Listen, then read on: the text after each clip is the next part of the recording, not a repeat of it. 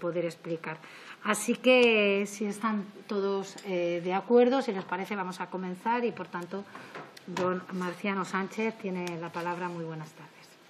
Bueno, pues en primer lugar, buenas tardes a todas y todos ustedes.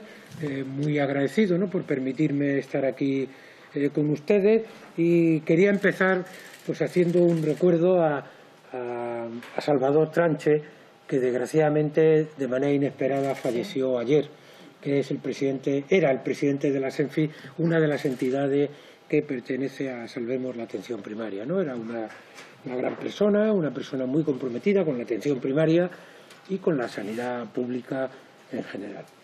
Bueno, hecha esta primera cuestión, quería señalarle quiénes somos Salvemos la Atención Primaria. Bueno, pues Salvemos la Atención Primaria es una alianza de organizaciones profesionales, sociales y sindicales que quieren recuperar una atención primaria de calidad, universal y accesible, y que hasta el momento ha conseguido la adhesión de 115 organizaciones de ámbito diverso, estatal, regional, autonómico, provincial e incluso local, y de algunos municipios. ¿Por qué aparece esta alianza? Bueno, pues porque estimamos, y creemos que eso es difícil de rebatir, que tenemos una atención primaria deteriorada y al borde del colapso, ¿no? Que una situación que ha empeorado de una manera muy notable con la pandemia, ¿no? Los centros de salud están cerrados y son prácticamente inaccesibles. Ha habido reducciones de horarios, cierres de consultorios, de servicios de urgencia de atención primaria, etcétera. Hay demoras intolerables para la asistencia, luego comentaremos algo más. Hay un exceso de atención telefónica, de manera que conseguir una cita presencial es casi un imposible en muchos sitios. Hay una gran imposibilidad para obtener una cita telefónica, y esto lleva a que se produzcan colas muy importantes a las puertas de los centros de salud, de manera que es mucho más fácil entrar en un bar, en un estadio de fútbol, en un cine o en una discoteca que a muchos centros de salud de este país, ¿no? En plena pandemia eso resulta difícilmente entendible. Y luego, como consecuencia de ello, se ha producido una desatención importante a los problemas de salud que no están directamente relacionados con la COVID.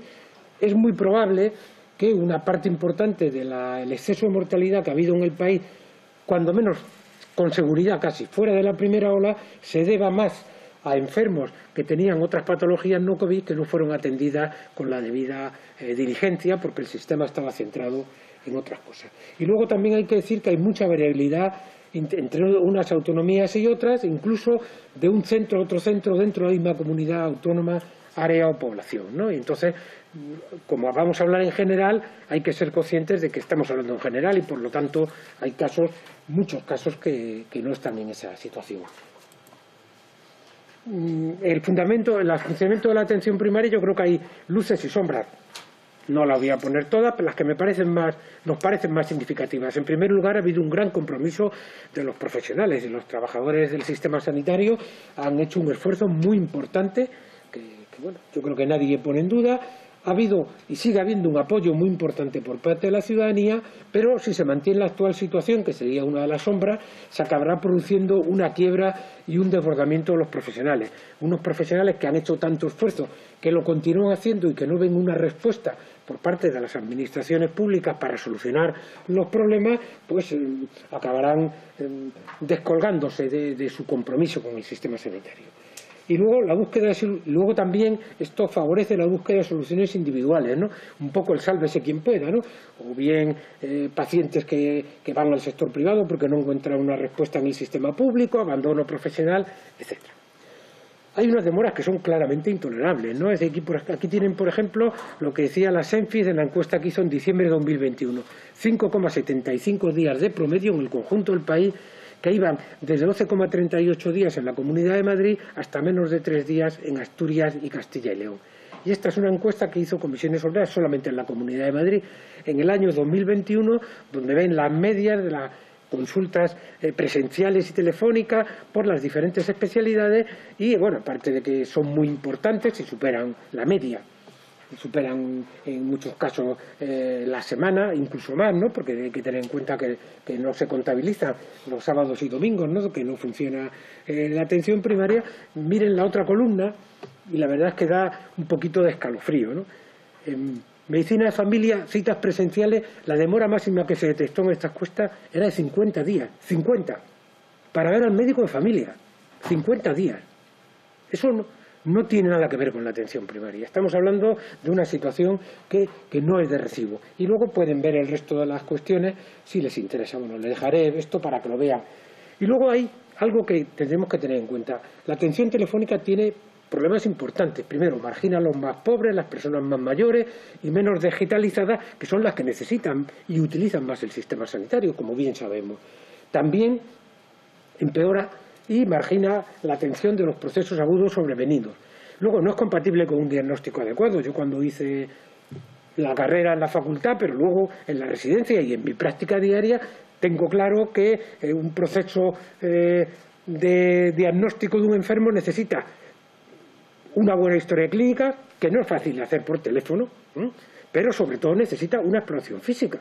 Una exploración física es imposible de hacer por teléfono, como imagino que no hace falta que se lo explique el porqué, ¿no? Y luego genera problemas de confidencialidad y dificultad de la necesaria empatía, ¿no? Para que funcione bien el sistema sanitario tiene que haber una conexión entre los profesionales y las personas que acuden a recibir una asistencia. Eso por teléfono es muy difícil que se produzca, ¿no? Y luego además fomenta una gran deshumanización. Otra vez nos vemos con una pantalla y eso a mucha gente le crea muchos problemas. Y además es un problema que ha tenido una especial repercusión en nuestro país. Abajo están estos dos gráficos donde se pone en naranja la situación de España y en azul el promedio de los países de la Unión Europea. Entonces ya ven que en los primeros 12 meses de la pandemia en España un 25% de personas renunció a recibir atención médica durante esos meses, se supone que necesitándolo, ¿no?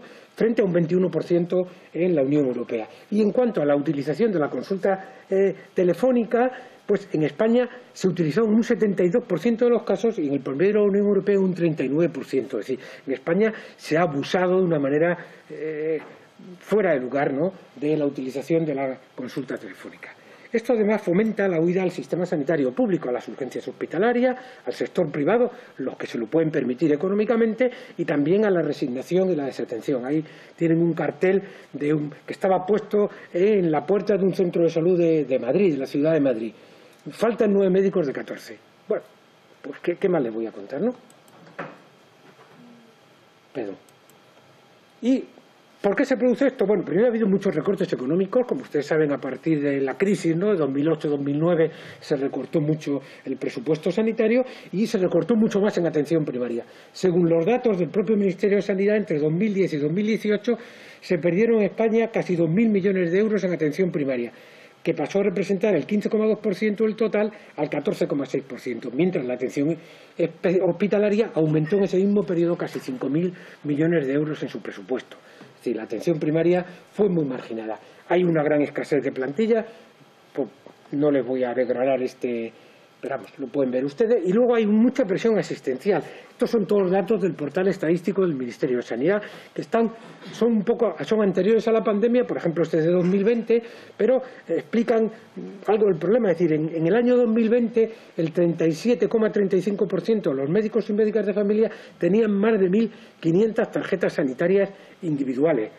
Una situación difícilmente compatible con una buena asistencia. Si además tenemos la presión de la demanda de la pandemia, se explica muy bien el asunto, y además había un gran número de profesionales que tenían más de 2.000 cartillas. La situación de Madrid otra vez sigue siendo espectacularmente desastrosa, ¿no? Es decir, el 50% de los médicos y las médicas de familias que tenían más de 2.000 tarjetas sanitarias estaban en la Comunidad de Madrid. Perdón. ¿Qué proponemos de Salvemos la Atención Primaria? Bueno, devolver la atención primaria a sus legítimos propietarios, que es la población, ¿no? La atención primaria no pertenece a los profesionales, no pertenece a la administración sanitaria, pertenece a la ciudadanía. Y a la ciudadanía se le ha cerrado las puertas de la atención primaria. Es como si a los banqueros no le dejasen entrar en las oficinas de sus bancos. Esto es lo que ha sucedido. Y esto, bueno, pues realmente parece difícilmente admisible. ¿Qué queremos? Planteamos, primero, hay que incrementar el presupuesto que se destina a la atención primaria, destinarle entre el 20 y el 25% del gasto sanitario público, eliminar las trabas de acceso a pruebas diagnósticas y terapéuticas, que mejoraría mucho la capacidad de resolución de problemas. Hay que priorizar las consultas presenciales, hacer una citación telefónica accesible. Algo tan sencillo como entender que si una gran parte de la atención sanitaria se está haciendo por teléfono, hay que incrementar el número de líneas telefónicas de los centros de salud para que las personas que llaman para concertar una cita no tengan el teléfono comunicando, pues no se ha hecho en la mayoría de los casos. Y esto explica muchas de las cosas, sencillo y barato, porque eso no significa un coste muy importante. Naturalmente nosotros no estamos en contra de las consultas telefónicas y telemáticas, que deben ser complementarias y no discriminatorias. Es evidente que hay para muchas cosas que son de gran utilidad, por ejemplo, para dar resultados, ¿no? Si usted le ha hecho una analítica, que le den el resultado por teléfono, pues no tiene ningún problema, ¿no? Pero hay otras cosas que no pueden ser. Por ejemplo, ahí les pongo lo que señalaba en la acción C13 del marco estratégico de la atención primaria que se aprobó en 2019. Garantizar que las demandas de atención no urgente se atiendan en menos de 48 horas. Como ven, la situación que hay no se parece en nada a esto. Aumento del personal. Claro, incrementar el presupuesto no se quiere para repintar los centros de salud o cosas por el estilo. Lo fundamental es que hay que aumentar el personal, especialmente el personal de enfermería. Como ustedes saben, en España el personal de enfermería por habitante, o por 1000 habitantes, o por 1000 tarjetas sanitarias, está por debajo del personal médico. Una situación absolutamente única en Europa, donde la proporción entre personal de enfermería y personal médico es de 1,5 profesionales de enfermería por un profesional médico. Y eso significa que ahí el aumento de profesionales fundamentalmente tiene que ir ahí. Por supuesto, también tiene que ir en el resto de las categorías. Personal médico, medicina de familia, pediatría, unidades administrativas, incorporar nuevos profesionales a los equipos, ¿no? Como son fisioterapia, psicología, etcétera, ¿no? Aumentar el personal administrativo, del que sería conveniente favorecer una formación específica, como por ejemplo hay en Portugal, ¿no? En Portugal el personal de las unidades administrativas es un personal que tiene una cualificación específica y por lo tanto puede quitar muchísimas de las tareas burocráticas que ahora hacen los médicos de una manera poco eficiente, ¿no? Desde el punto de vista sanitario y económico.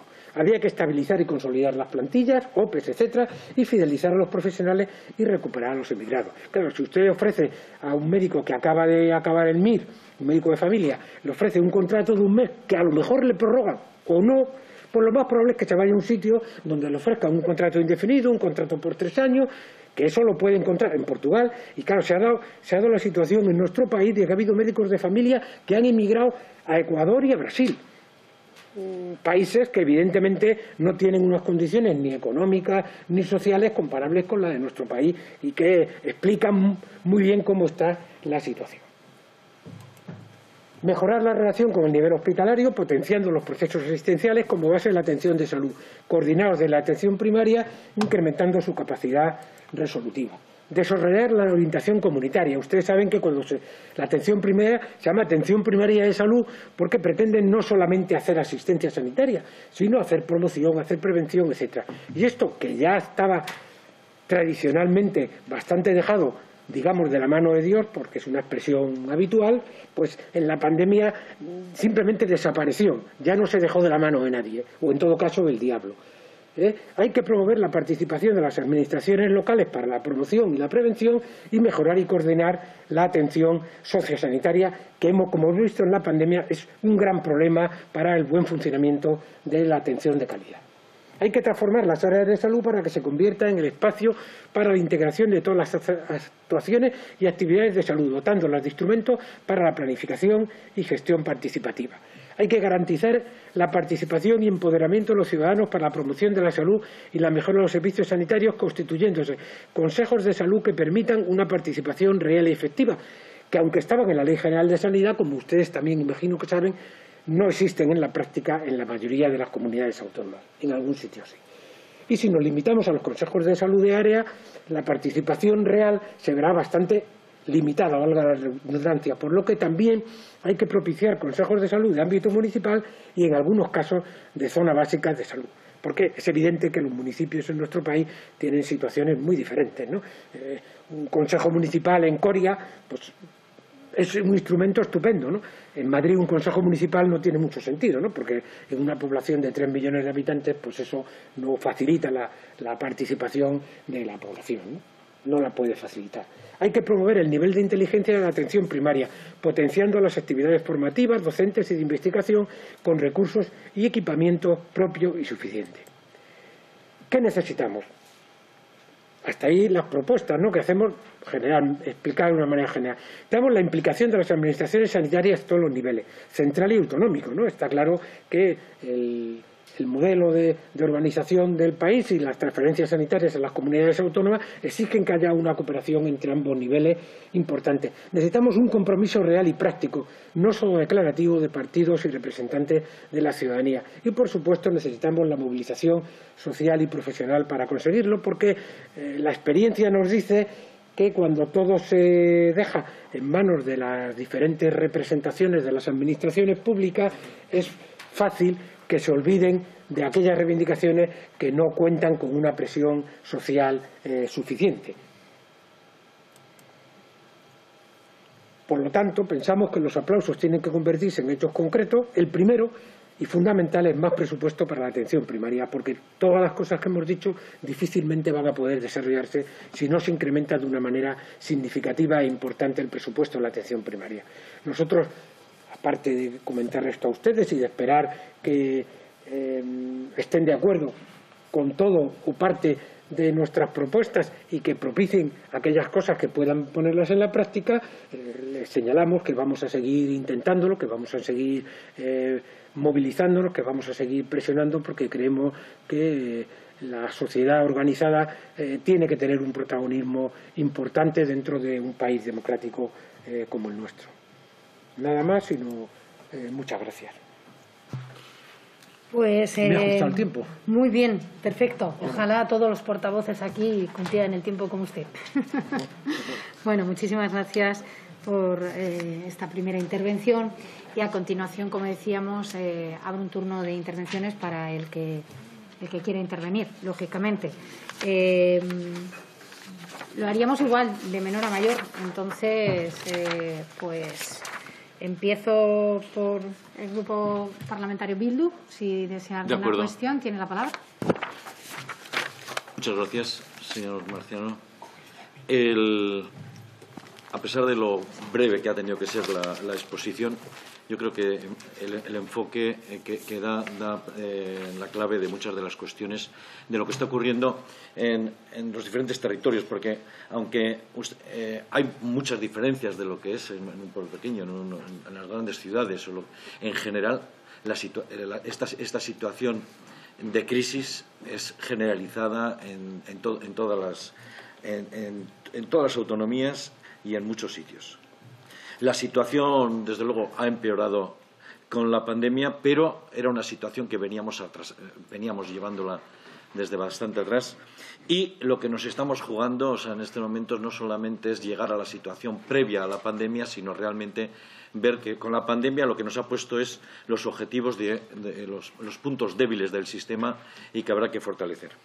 Es necesario, por eso quiero decir que compartimos gran parte de las líneas, y lo que sí entendemos es que después de esta situación COVID será necesario que la Administración tiene que crear un plan de observación especial y de creación de líneas prioritarias en unas líneas de corto plazo y de medio plazo, de manera que podamos atender a todas las urgencias existentes y, sobre todo, reconstruir la sanidad pública. Tenemos muchas veces la sensación de que esta situación a la que hemos llegado, en la que ha primado ese sálvese quien pueda, porque realmente cuando tienes un problema gordo, pues realmente tienes que tienes que buscar la salida rápida, inmediata, en tu entorno próximo. Si no lo restituimos en estos momentos, puede ser un golpe de gracia al sistema público, en el sentido de que puede haber estrategias en estos momentos de no implementar rápidamente medidas de fortalecimiento, porque no es disfuncional, dará a muchos intereses en que convergen, en que quieren fortalecer los sistemas privados. Y sería una pérdida inexorable, y que una vez que el sistema entra en crisis, volverlo a reconstruir es muy difícil. Por lo tanto, lo que de esta exposición, diciendo Para terminar, quiero decir que la compartimos en muchas cuestiones y nosotros, en este sentido, creemos que sería importante desde la Administración del Estado hacer un diagnóstico urgente en esta situación y crear medidas concretas cara tanto a presupuestos como un plan extraordinario para salvar el sistema público. Muchas gracias. Muchas gracias. A continuación, el Grupo Parlamentario Ciudadanos, el señor Guillermo Díaz, tiene la palabra. Pues muy breve. Muchas gracias por su exposición. Sencillamente, sí, compartimos la necesidad de un mayor presupuesto para la atención primaria. Es más, una de las pocas enmiendas que pusimos como condición para los presupuestos generales del Estado para el apoyo nuestro era una dotación muy importante presupuestaria para la atención primaria, que fue rechazada. La cuestión es que, en base a lo que ha dicho usted, con base en lo que ha dicho usted, ¿qué papel cree usted que puede tener la telemedicina? Porque ha dicho que despersonaliza, pero algún papel se le puede dar. ¿Cómo cree usted que podría, en este caso, aprovecharse lo que telemáticamente hemos desarrollado y hemos acostumbrado en gran parte de la población, nos hemos acostumbrado durante la pandemia? Y luego, que no, aparte de la gestión del incremento de las partidas económicas y de mayores recursos económicos y personales que sabemos que son necesarios, una mejor gestión interna de la sanidad, con mejor aprovechamiento de los recursos, aligerar de burocracia al personal estrictamente sanitario, desviándolo a otros servicios públicos. ¿Cómo lo valoraría usted? Y un mejor aprovechamiento de la enfermería, que está muy cualificada para hacer más cosas de las que hace en la atención primaria. Y, por último, ¿cómo cree usted que podría coordinarse la atención primaria, o cree usted que podría coordinarse mejor la atención primaria con las oficinas de farmacia y que hubiera un mejor juego en equipo, mejor trabajo en equipo? Y yo con esto he terminado. Muchas gracias. Ha visto, Presidenta, el tiempo. Muchas gracias. Perfecto, gracias. A continuación, si desea intervenir el Grupo Republicano, tiene la palabra, señor Richa. Gracias, Presidenta. Muchas gracias, señor Sánchez. Compartimos plenamente los planteamientos o las propuestas que usted expone y está claro, ¿no? Recuerdo que en la Comisión para la Reconstrucción se habló que realmente la pandemia ha supuesto a lo largo un colapso, y que por tanto ese colapso al sistema sanitario, ese colapso un poco venía de reflejo, era un reflejo de la debilidad del sistema sanitario público, un reflejo de un sistema sanitario que realmente partía hace años de una debilitación, a partir ya sabemos muchos, ¿no? a partir de lo que sería unos recortes en sanidad pública y un proceso de privatización que aparece a partir de 2008, con la crisis de 2008, y que, por lo tanto, cuando llega una pandemia como la que contamos, nos encontramos con un sistema sanitario muy débil para aguantar realmente lo que nos viene encima. Y además, que territorialmente, en función incluso donde hay más o menos debilidad del sistema sanitario público, el impacto ha sido más o menos mayor. Eso también es importante tenerlo presente, ¿no? Nosotros ya planteamos en su momento, aunque no estábamos de acuerdo los planteamientos de la Comisión para la Reconstrucción, sobre todo por cuestiones competenciales, sí que había un tema que para nosotros era fundamental, que era la importancia de la atención comunitaria. La atención comunitaria, precisamente la pandemia nos había dejado claro que tenía que haber realmente un trabajo mucho más profundo de atención comunitaria y combinar lo que era la atención sociosanitaria con la atención primaria. Por tanto, llegar mucho más a la proximidad y con un componente social mucho más importante, ¿no? Ahora estamos en un escenario que continuamos con el COVID, aunque ya últimamente a la ministra ya le he recordado que está muy bien que gestionemos el COVID, pero tenemos paralizada la sanidad pública. Y, por tanto, hay una serie de crónicos, hay una serie de gente que tienen paralizada toda su actividad y que tiene que recuperarse otra vez la misma actividad sanitaria previa a lo que era la pandemia. Esto requiere dos cosas: un mayor presupuesto para poder reactivar. Mayor presupuesto quiere decir también que podamos incorporar elementos de contratación y mejora y por lo tanto aumentar las ratios en diferentes aspectos, pero también la mejora de las condiciones de precariedad laboral actuales. Tenemos temporalidad y irregularidad escandaloso y por lo tanto una manera de reforzar, ¿no? Una manera de consolidar y reforzar la atención primaria es precisamente cambiar las condiciones laborales internas, ¿no? Y por otro lado, una estrategia. No hay ninguna estrategia actualmente desde el Ministerio. Y desde las comunidades hay algunas estrategias, pero tampoco no es que haya una estrategia global. A estas alturas y con lo que hemos pasado, no hay absolutamente ninguna estrategia global para plantear qué hacemos con la atención primaria. Y esto es lastimoso, porque quiere decir que no hemos aprendido absolutamente nada de todo lo que ha venido encima, ¿no? Y de momento el Ministerio concretamente no parece que tampoco priorice esta línea. Los presupuestos de 2022 lo han dejado muy claro. No tiene en su prioridad reforzar lo que es la atención primaria. Se ha hablado mucho de la salud mental, pero la atención primaria, fíjense que ha quedado totalmente silenciada en ese sentido, ¿no? Ha hablado usted del principio de equidad, ¿no? Que ha habido diferencias territoriales de atención y también es importante, y lo ha introducido usted, también diferencias sociales. De manera que en una misma ciudad, en un mismo municipio o diferentes barrios también hay diferencia de servicios. También es importante tenerlo presente, ¿no? Y también creo que es importante hablar también, y usted lo ha hablado, del esfuerzo diferenciado entre comunidades autónomas.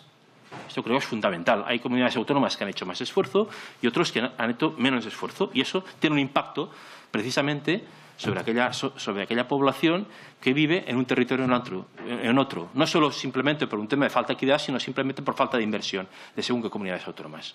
Y esto a nosotros lo tenemos clarísimo. Clarísimo lo tenemos, ¿no? Y ya cierro un poco y acabo ya diciendo que la atención personalizada de calidad, usted hablaba realmente de la atención telefónica. La atención telefónica no puede cubrir ni mucho menos lo que es la atención personalizada de calidad. Y precisamente porque la atención primaria tiene un alto componente social y de proximidad. Y en todo caso hay toda una parte del trato personal entre médico-paciente con todo lo que es el contexto social que hay detrás y de la proximidad y el tacto directo que hace que sea inevitable, ¿no? o que no pueda la atención telefónica llegar. Hay toda una parte de gesticulación, hay toda una parte del lenguaje no verbal que lo que hace es una cierta complicidad entre el médico y el paciente. Y esto, la atención telefónica puede servir para según qué temas, pero para algunos temas y sobre todo para aquellos componentes que tienen un componente social y un componente social y comunitario, aquí no llega la atención telefónica en ese sentido, ¿no? Por lo tanto, simplemente era eso, aportaciones a lo que usted ha comentado y, en todo caso, agradecer muchísimo la foto que nos ha dado un poco de cómo está todo y cuáles son un poco las prioridades en esos momentos. Gracias. Muchas gracias. Por el Grupo Parlamentario Confederal de Unidas Podemos en Común, Podem Galicia en Común, tiene la palabra la señora Meder. Buenas tardes, señor Sánchez Baile. Quería también sumarme a dar el pésame a la familia y amigos de Salvador Tranche, presidente de la SENFIC, ¿no? Que ha fallecido recientemente. Estoy de acuerdo con toda la exposición. Yo creo que conozco bien los problemas de la atención primaria y nosotros proponemos cuestiones a este respecto e incluso presentamos aquí en esta comisión una PNL que no se aprobó. Y en esa PNL planteábamos algunos de los puntos que usted ha planteado aquí. De hecho, la PNL lo que venía a decir era que se iniciara ya el marco estratégico de atención primaria de la señora Luisa Carcedo del 2018-2019, que estaba consensuado por todas las comunidades autónomas, sociedades científicas, sindicatos y colectivos. Es decir, el texto había conseguido sumar apoyos que era difícil sumar, ¿no? Pero en lugar de llevar inmediatamente adelante esta estrategia que ya está más que estudiada y más que clarificada, donde prioriza las cuestiones a corto plazo, medio y a largo plazo, en lugar de hacer esto, se pierde el tiempo con planes que en realidad no concretan nada y, sobre todo, que no abordan el problema fundamental. El problema fundamental que tiene la atención primaria, que son los recursos humanos, para lo que se necesita una financiación, por supuesto, porque sin ella no vamos a ninguna parte. Estos planes que se van lanzando por ahí no concretan ni tienen financiación suficiente y todos lo sabemos. Necesitamos unas condiciones laborales imprescindibles para que sean aceptadas por los profesionales sanitarios. Sin eso no vamos a ningún lado. Y lo peor de todo, estamos asistiendo a un aseguramiento privado, pues que las personas que se lo pueden pagar, como no pueden acceder a la atención primaria, si tienen que esperar, como usted ha dicho, 50 días, pues se buscan un seguro privado. Y el que no puede, pues aguanta. ¿Qué es lo que está pasando? Se va en camino, yo creo, por parte del Ministerio de Sanidad, de eliminar la atención primaria al estilo, pues quizá, de las mutualidades de funcionarios, porque eso es lo que parece, ¿no?, en nuestro sistema sanitario. Nosotros vamos a proponer un pacto por la atención primaria, un pacto de medidas urgentes, que son esas medidas urgentes que usted ha dicho aquí en este momento. Esas medidas que es acceso de la población de 48 horas, y me refiero a acceso al médico, no acceso a que te den una cita y para que luego te citen dentro de 50 días, que eso no sirve para nada. Para ello necesitamos profesionales y para tener profesionales necesitamos empleos de calidad y no contratos basura. Y estas son las medidas urgentes y para eso se necesita pues un presupuesto. Y el planteamiento del 25% del presupuesto, que ya lo decía la señora Luisa Carcedo, necesitamos aumentar en esa estrategia que está ahí. Necesitamos aumentar la parte que va a atención primaria del presupuesto general de sanidad, ¿no? Pero nos estamos enfrentando a un bloqueo real por parte del Ministerio de Sanidad y, bueno, pese a ese bloqueo, intentaremos pues todo lo que podamos. Gracias. Muchas gracias. Por el Grupo Parlamentario Vox tiene la palabra la señora Jara. Muchas gracias por su comparecencia, señor Sánchez.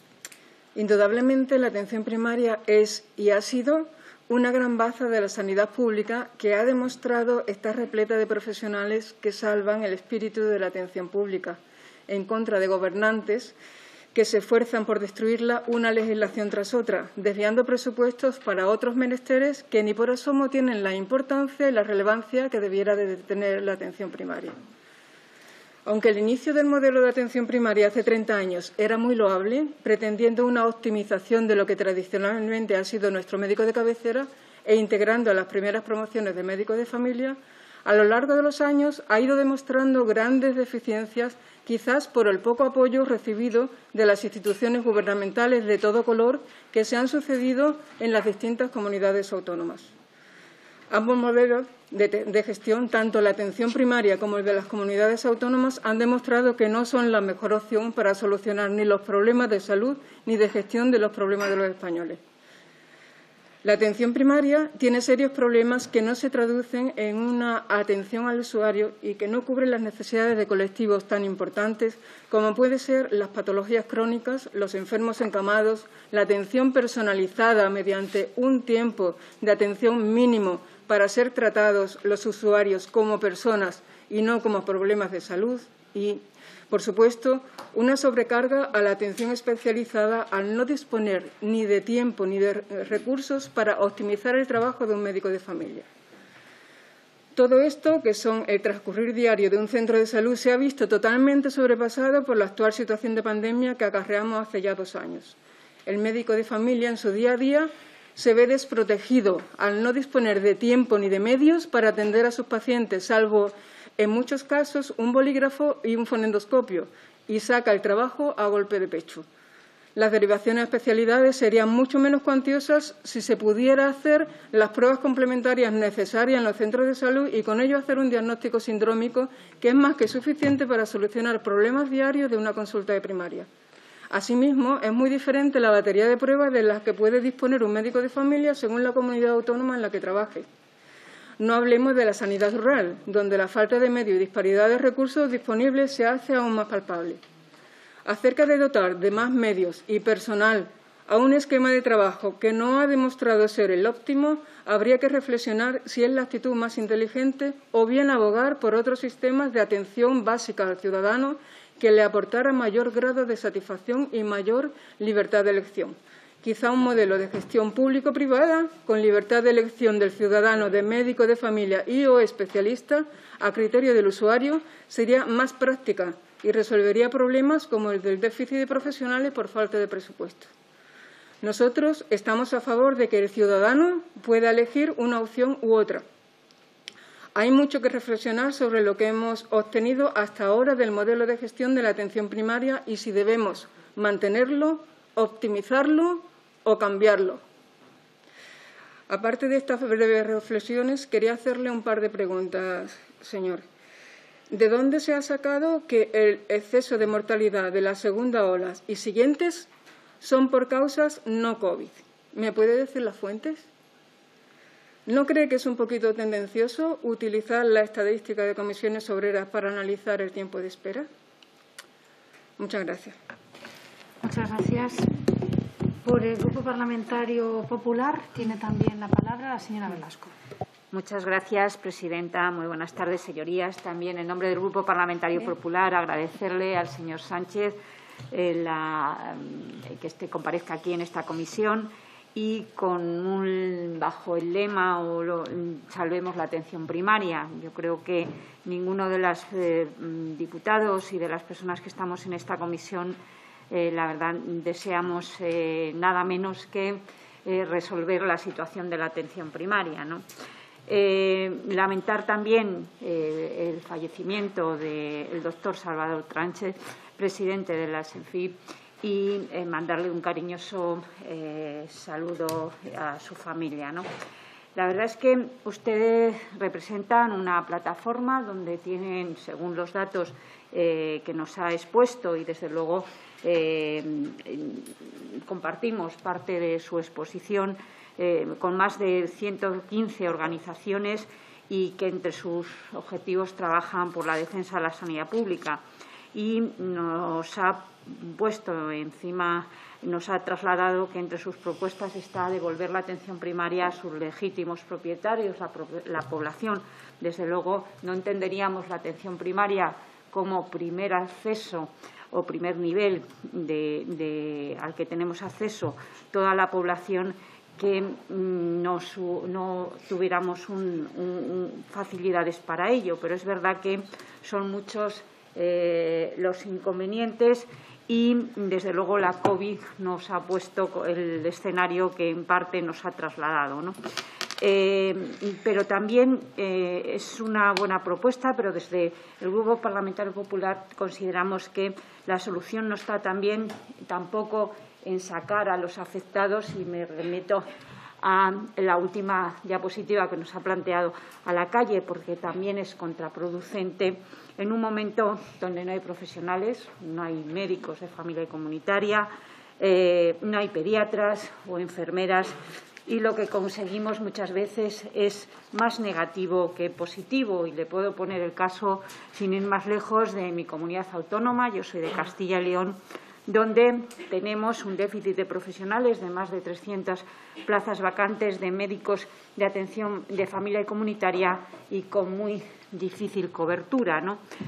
Yo no sé si desde su plataforma pues han planteado entre sus propuestas qué podíamos hacer para conseguir más profesionales sanitarios. Puedo hablar de incrementar las plazas MIR, o de incrementar las retribuciones a zonas de difícil cobertura. No sé si conoce también las propuestas que en la Comisión de Reconstrucción que se llevó a cabo ya hace más de un año en esta comisión, y qué opinión tiene, porque realmente poco se ha puesto en marcha, ¿no? Tampoco no sé si nos puede hacer alguna valoración sobre, hablaba de financiación, pero en el reparto de los fondos europeos la atención primaria no es que salga muy beneficiada. Y ya también lo ha dicho alguno de los portavoces que han intervenido antes que yo, pues hemos tenido el papel lo soporta todo, pero muchas veces, por ejemplo, el año pasado teníamos 1.088 millones en los presupuestos generales del Estado para atención primaria y poco o nada han visto la luz. Y como estamos en el Parlamento y en la Comisión de Sanidad, ¿qué reformas legislativas considera que debemos llevar a cabo desde el Parlamento para salvar la atención primaria? Sé que es una pregunta complicada, pero hay diferentes proyectos y hay un marco normativo que tiene previsto el Gobierno para este 2022. Entonces, no sé, desde su valoración y su experiencia, pues cuáles las propuestas que nos puede trasladar a los miembros de esta comisión. Muchas gracias y agradecerle de nuevo su presencia. Muchas gracias. Por el Grupo Parlamentario Socialista tiene la palabra la señora Andrés Baldón. Muchas gracias, presidenta. Bueno, en principio, darle las gracias por comparecer, señor Sánchez, en nombre de la Federación de Asociaciones en Defensa de la Salud Pública. Darle nuestras condolencias por el fallecimiento del señor Salvador Sánchez. Y hemos escuchado con atención y hemos leído las gráficas que nos ha presentado y también hemos escuchado a algunos grupos. Usted ha centrado tres cuestiones que me parecen importantes para empezar y poder hacer una valoración. Primero, que el ciudadano es el centro del Sistema Nacional de Salud, lo reconoce la Ley General de Sanidad, que los profesionales somos unos actores con nuestras reivindicaciones y nuestras inquietudes, nuestras inseguridades o nuestras necesidades, pero en meros actores. Por lo tanto, un total reconocimiento de lo hecho durante la pandemia y prepandemia también, y sobre todo al personal de enfermería, como usted decía, que en este momento se están manifestando en distintas comunidades autónomas, porque por parte de algunas comunidades autónomas se están utilizando como personal de usar y tirar. Y luego, el sistema de organización del Estado autonómico que da a las comunidades autónomas autonomía jurídica y financiera, o sea, que implementan la política del Gobierno que gobierna en la comunidad. Y ahí tenemos impulsos en protección de la salud pública por una parte o privatizaciones por la otra. Eso se lo digo yo, que soy de la Comunidad Valenciana y lo he vivido. La pandemia ha puesto en jaque el modelo, es evidente, aunque también tenía costuras un poco estrechas, pero era evidente que la pandemia nos ha puesto esta situación, digamos, en una situación de alta tensión.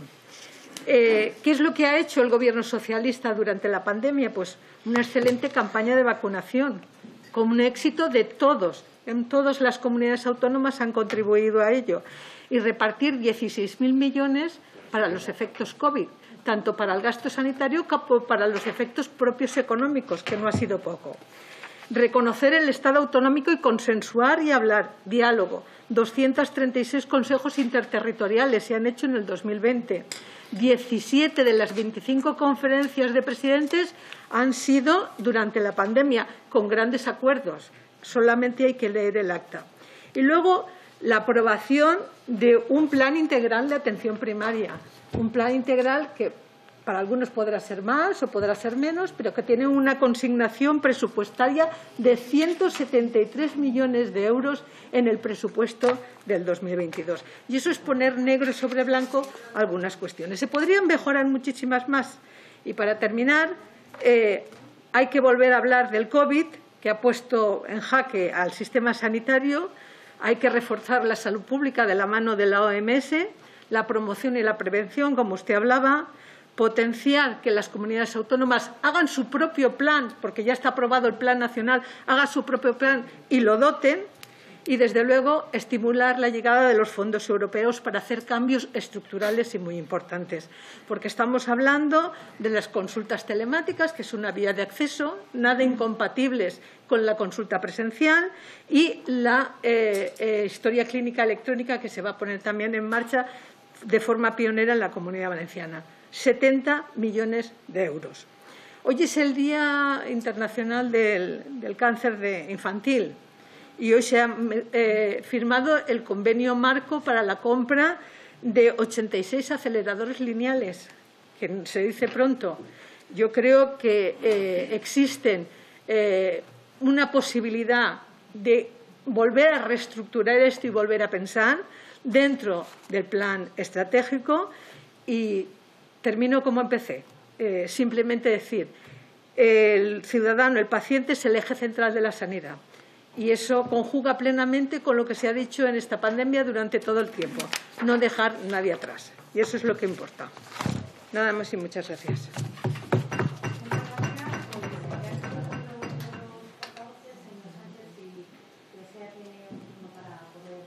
Alguna de las cuestiones que han planteado y que así lo considere. Sí, yo voy a intentar contestar a todas o a la mayoría, ¿no? A ver, se preguntaba cuál es el papel de la telemedicina. Yo ya lo he señalado, es decir, la telemedicina puede servir como un apoyo al funcionamiento de la atención primaria y puede servir para realizar algunas actividades descargando de la atención presencial. Eso está claro, ¿no? Ya he señalado un ejemplo concreto, ¿no? Que puede ser el tema de dar resultados, ¿no? Que eso ocupa mucho tiempo, pero también se puede hacer en el seguimiento de algunas patologías crónicas, en el control de la toma de medicación, etcétera. O sea que hay una serie de actividades que se pueden realizar ahí. El problema está cuando la telemedicina se convierte en la mayoría de las actividades de la atención primaria, que lo he señalado antes. Si nosotros tuviésemos una atención telefónica en el rango que señala el informe de la Unión Europea, había en el conjunto de los países de la Unión Europea, no sería un problema, porque serían un 39% de las consultas, pero es que hemos tenido el 71%. Lo que se trata es de cuál es la actividad hegemónica de la atención primaria, no puede ser la telemedicina. La telemedicina tiene que ser un complemento de la actividad para descargar actividad presencial en aquellos casos en los que evidentemente sea razonable. Y hay que tener en cuenta también que el acceso a la telemedicina es muy diferente con una persona como el diputado de Ciudadanos, ¿no? que se ve que es una persona joven, o de lo que puedo tener yo, que ya no tengo nada de joven, o mi suegra, ¿no? Que evidentemente no podía ni siquiera manejar bien el teléfono. O sea, que yo creo que hay que saber diferenciar que las cosas tienen un determinado espacio y hay un sitio donde el espacio es más grande y otro sitio donde el espacio es evidentemente más pequeño. Se habla de mejorar la gestión, claro. Dice, aligerar la burocracia, por supuesto. Ahora mismo los médicos de familia, las médicas de familia tienen una burocracia que está claramente descompensada, pero precisamente por eso proponemos que hay que incrementar de una manera notable el personal de las unidades administrativas, donde, por cierto, no hay ningún problema de empleo. Al contrario, si usted mañana saca a concurso a contratar 5.000 administrativos en todo el Sistema Nacional de Salud, tiene 20.000 personas en la fila. O sea que eso no es un problema de... No hay un desajuste entre oferta y demanda. O sea, ahí no existe ningún problema y eso tampoco se ha hecho, ¿no? O sea que tenemos que ser conscientes de la realidad. Y luego, en cuanto a las enfermeras, pues está claro que los profesionales de enfermería tienen una titulación que está claramente por encima de las labores que se les deja desarrollar dentro del sistema sanitario y que están claramente desaprovechadas, ¿no?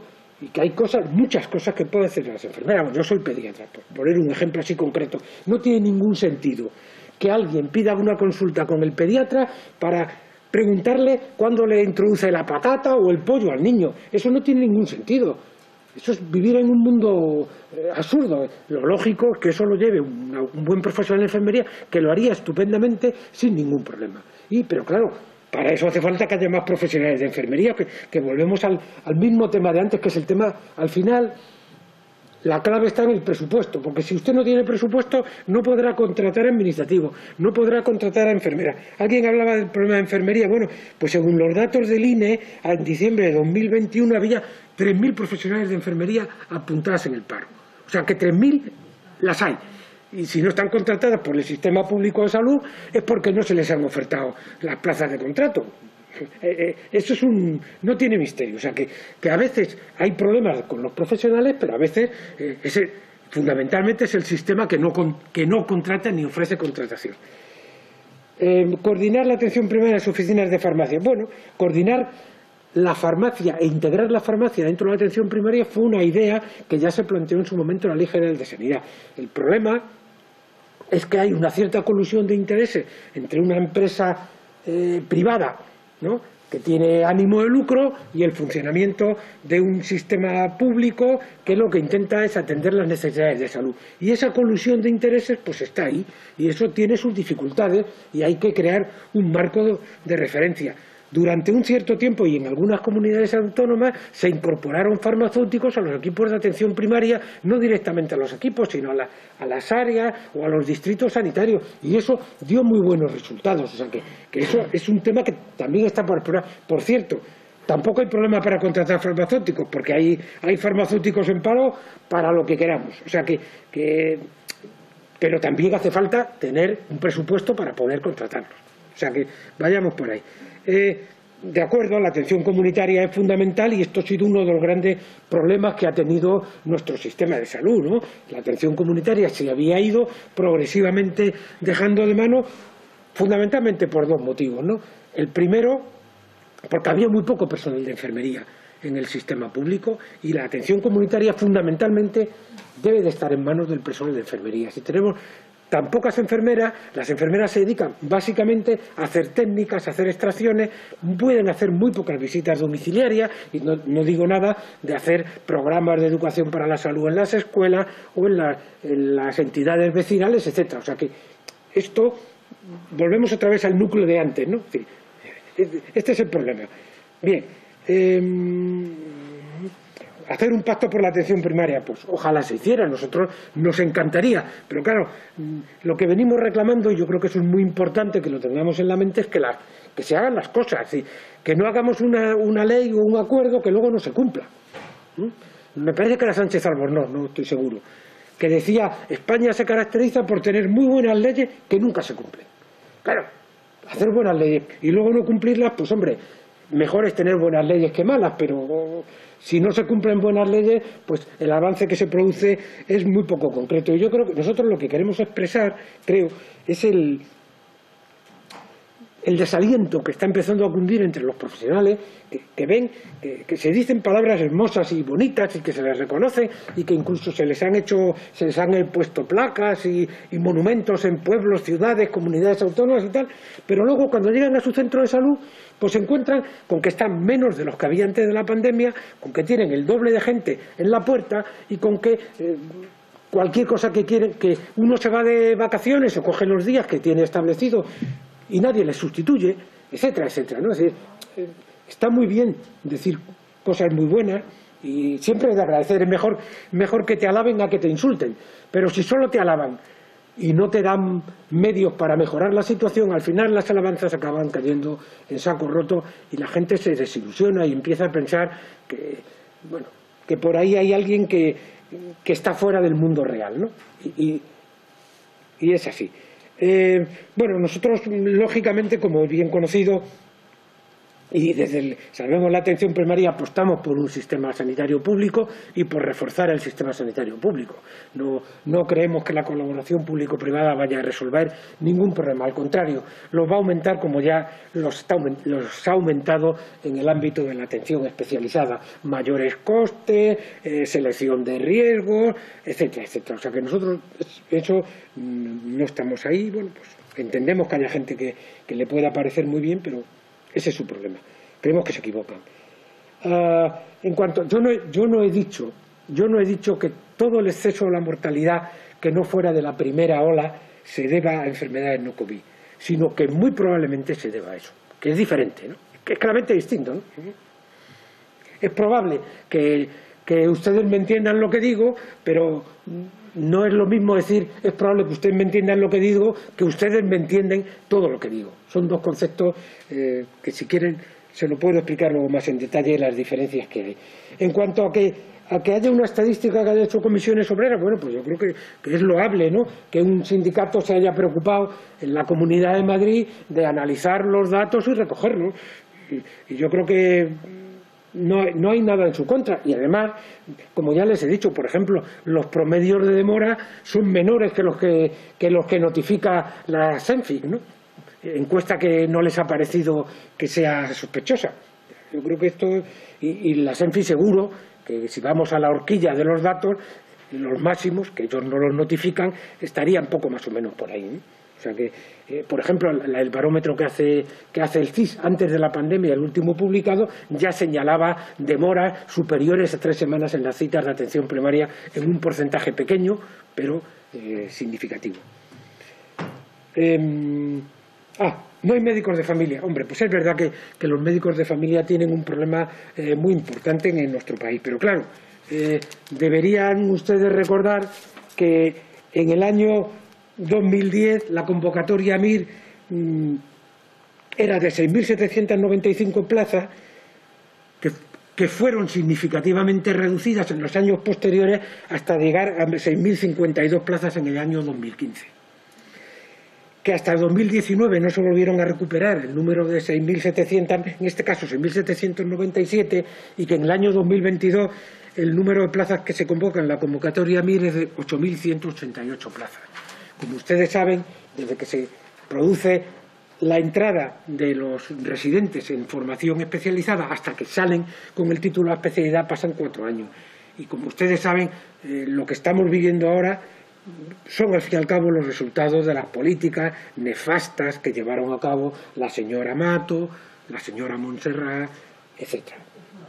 Cada uno tiene que saber dónde está, ¿no? Y, pues ya está. Entonces, yo no quiero molestarme. Bueno, me preguntan sobre ¿cómo se pueden conseguir profesionales? Pues está muy claro, hay muchos mecanismos, algunos los han llevado a cabo algunas comunidades autónomas. Pues, por ejemplo, ofertar a los profesionales que acaban el MIR pues un contrato de 3 años en lugar de un contrato de 1 mes. Y de hecho las que ofertan contratos de 3 años tienen menos problemas para conseguir profesionales que las que ofertan contratos de 1 mes, ¿no? O sea que esto es una realidad. Pero hay muchos más mecanismos, por ejemplo, ofertarle que todos los MIR de medicina de familia que salgan tengan asegurado un contrato interino dentro del Sistema Nacional de Salud. Eso no tiene ninguna dificultad y eso aseguraría que mucha gente que ahora se va fuera o a otras comunidades autónomas se quedase aquí o se quedase en su comunidad autónoma, ¿no?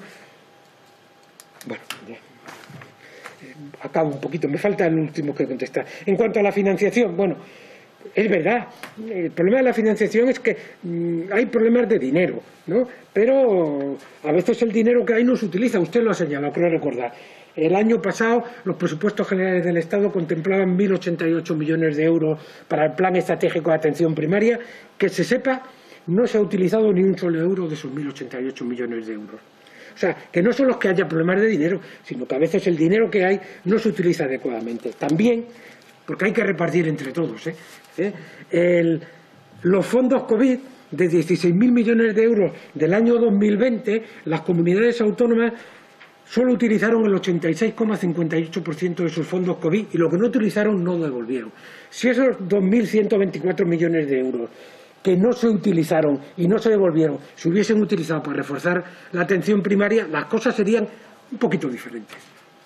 Y ahí están todas las comunidades autónomas, incluidas unas más y otras menos. Las más, como siempre, la peor la Comunidad de Madrid, con muchísima diferencia. Es así, yo creo que esto, si quiere doy los datos, pero es así. Es que, desgraciadamente, Castilla y León no, por ejemplo, o sea, que es que no hay un sesgo de quién gobierna, es un sesgo de que los datos están ahí, ¿no? Y cantan, ¿no? Bueno, ¿hay mucha diferencia en las comunidades autónomas? Ciertamente. Está claro que, por ejemplo, en los presupuestos de este próximo año, de este año 2022, se dedica a la atención primaria el 17,1% Extremadura, la que más destina, y el 10,73% Madrid, la que menos destina. Bueno, esto es una realidad, ¿no? Entonces, una gente dedica más, se preocupa más por unas cosas y otras menos. Esta es la realidad que tenemos nosotros. Por eso he dicho antes que el esfuerzo lo tienen que hacer el Gobierno central y las comunidades autónomas. El Gobierno central sí puede destinar dinero finalista para la atención primaria. Y acabo. Eso, sí, se lo rogo, porque tenemos otros comparecientes. Eso es una realidad que hay que tener en cuenta, ¿no? Muchas gracias. Muchísimas gracias, señor Sánchez. Disculpe que vamos con el tiempo muy ajustado porque tenemos más comparecencias, pero por supuesto que muchas gracias por su intervención y su comparecencia esta tarde aquí. Y termino yo también recordando a don Salvador Tranche, al que fuera presidente de la Sociedad Española de Medicina de Familia y Comunitaria, que efectivamente, tristemente, ha fallecido en esta semana. Así que el pésame en nombre de toda la comisión. Algún portavoz se refería a ello, pero yo creo que en nombre de todos, pues que también se la podamos hacer llegar a todos sus compañeros, a su familia de la medicina y, por supuesto, también a su familia. Muchísimas gracias y buenas tardes. Buenas tardes.